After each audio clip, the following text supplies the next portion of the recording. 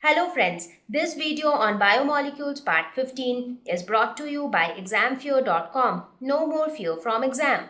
Talking about the function of globular proteins, they play a very important role in metabolic reactions. Some of the examples of globular proteins are enzymes and hemoglobin. Now we will have a detailed discussion on enzymes and we will see that they play a key role in the metabolic activities or metabolic reactions taking place in our body. So hemoglobin, enzymes, they all are globular proteins.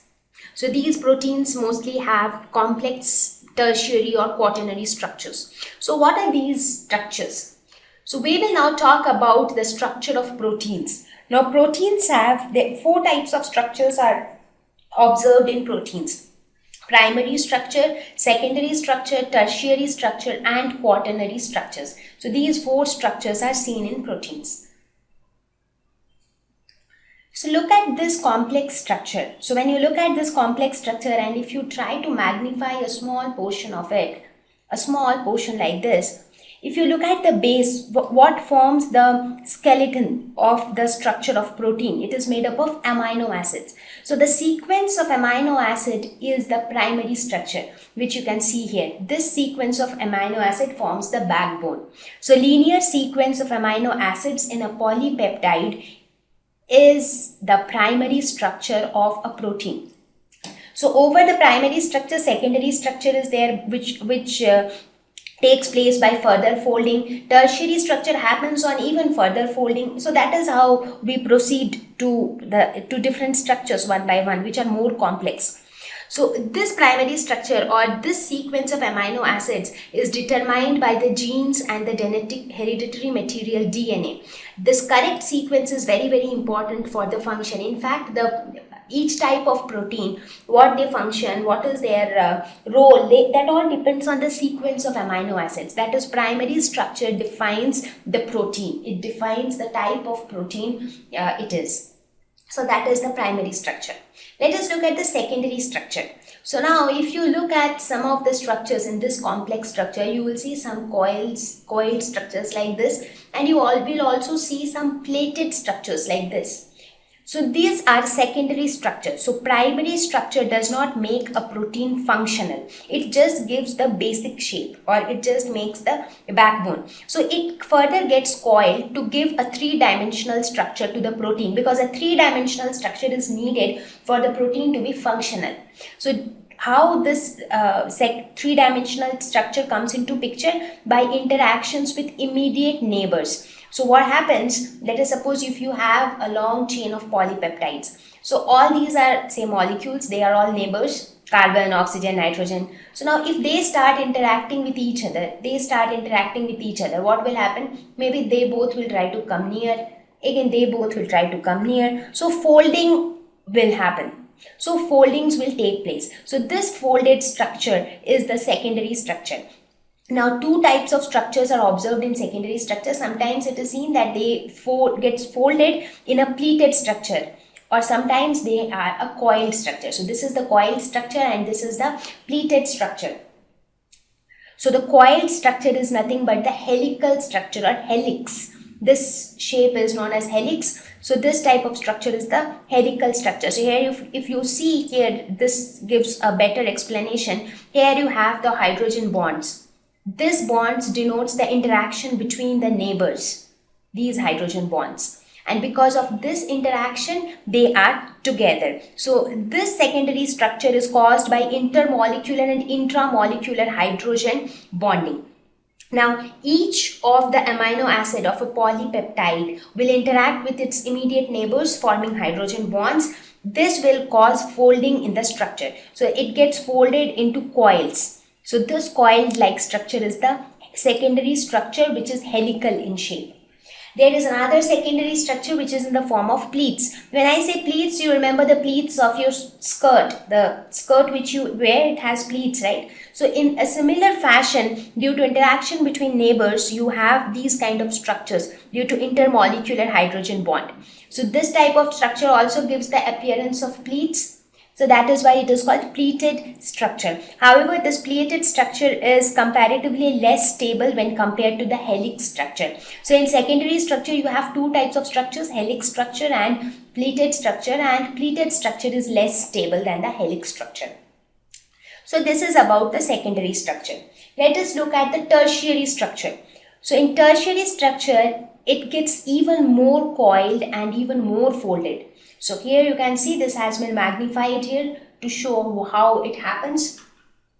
So here bonds between neighboring amino acids results in further folded structure. So earlier the first one was only a sequence of amino acids, so no interaction with any neighbor. Secondary structure came due to interaction between neighboring polypeptides.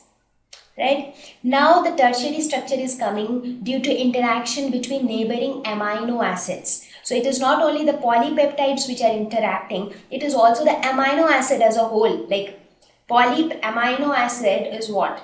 Amino acid is made up of many peptide bonds, right? So those peptide bonds are interacting with each other. Now we see the amino acid as a whole, this whole unit as such is interacting with another amino acid. So because of this interaction, so please understand this fact. Let us suppose this is one amino acid. This is another amino acid. So all these amino acids together are forming the protein. Inside this amino acid, so you have many bonds inside them. You have many bonds inside them. So what is peptide bond? The bond which is joining the two amino acids, right? Similarly, you have another bond which is joining this amino acid to another amino acid. So it says that these bonds will be interacting with each other.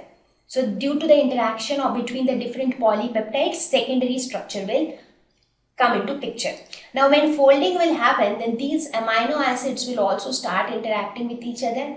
So due to the interaction between these neighboring amino acids, there will be further fold in the structure.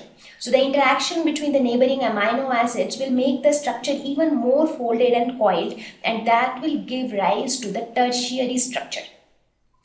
So here the helical structure gets further folded or twisted due to which kind of force? Now which kind of force, with which kind of forces this amino acids will interact? Mostly by weak forces like van der Waals force or hydrogen bonds or sulfide bonds or electrostatic forces. So with all these forces they will start interacting, and based on that the structure becomes even more coiled.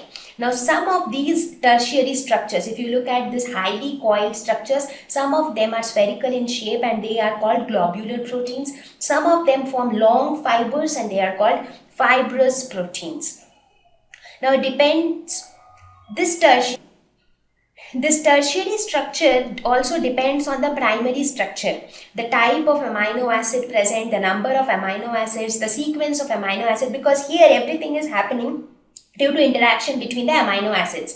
And to know the type, sequence, number of amino acid, the primary structure is of help. So tertiary structure depends a lot on the primary structure.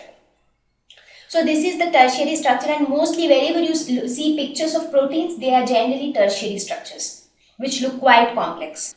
So as I said, tertiary structure depends upon the primary structure. Creates active sites for enzymatic proteins. Now proteins, there are many proteins which act as enzymes. Now these enzymes have got specific sites where the reactants can join them. Now we'll learn about active sites when we talk about enzymes. So for now you just understand that it is the tertiary structure which will create those active sites for enzymes. Now when we will talk about enzymes and their active sites, that time we will discuss this part in detail. So now the last and the final structure, that is the quaternary structure. So here multiple chains of polypeptides are held together by hydrogen bonds. So here now you have multiple chains itself. So let us have a quick comparison between what we have studied.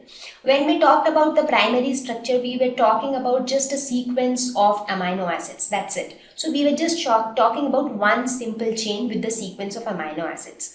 When we spoke about the secondary structure, we said that this straight chain gets coiled due to interaction between the polypeptides in it.